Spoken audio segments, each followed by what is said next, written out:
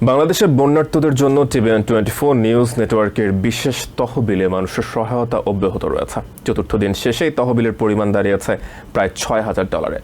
আদ্দিন ফাউন্ডেশনের মাধ্যমে অর্থ বাংলাদেশের বিভিন্ন জেলায় বন্যায় কবলিতদের জন্য ব্যয় করা হবে। এই উদ্যোগকে স্বাগত জানিয়ে সহায়তা অব্যাহত রাখার ঘোষণা দিয়েছে নিউ ইয়র্ক সহ দেশের বিভিন্ন স্টেটের নানা শ্রেণী পেশার মানুষ। বাংলাদেশে আসলে খুব বাজে অবস্থা এবং দ্বিতীয়ত স্মরণকালের খুব সবচেয়ে সর্বনিকৃষ্ট পর্যায়ে আসলে বন্যার পরিস্থিতিটা এই মুহূর্তে আছে।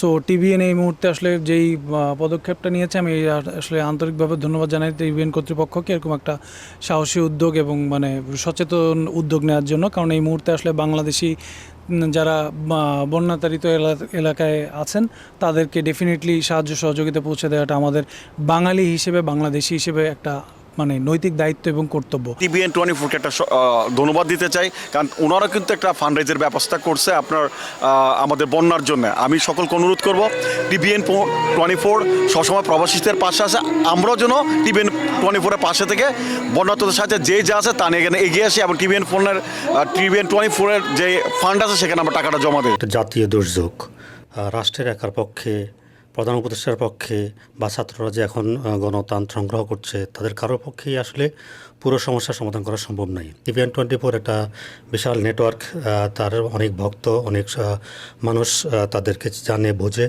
এবং তাদের একটা সাংগঠনিক অ্যাবিলিটি আছে। সো আমি মনে করি যে টিভিএন তো অবশ্যই, এমনকি যে কোনো সংগঠনেরই যাদেরই সুযোগ আছে প্রত্যেকে এই দেশের এই দুর্যোগে এসে সাড়া দেওয়া উচিত। রিসোর্স ওয়াইজ টিভিএন বলেন, অনেক নিউজ স্টেশন বলেন, they are connecting their efforts to help the broader Bangladesh. ঠিক আছে? And news and information flows very fast, right? So we'd heard about what India did, and they're giving their reasons of why what happened. But now you can investigate. You talk to other people. Through technology, you're having this conversation. New York থেকে সম্প্রচারিত TVN 24 television বিশ্বজুড়ে বাঙালির কণ্ঠস্বর।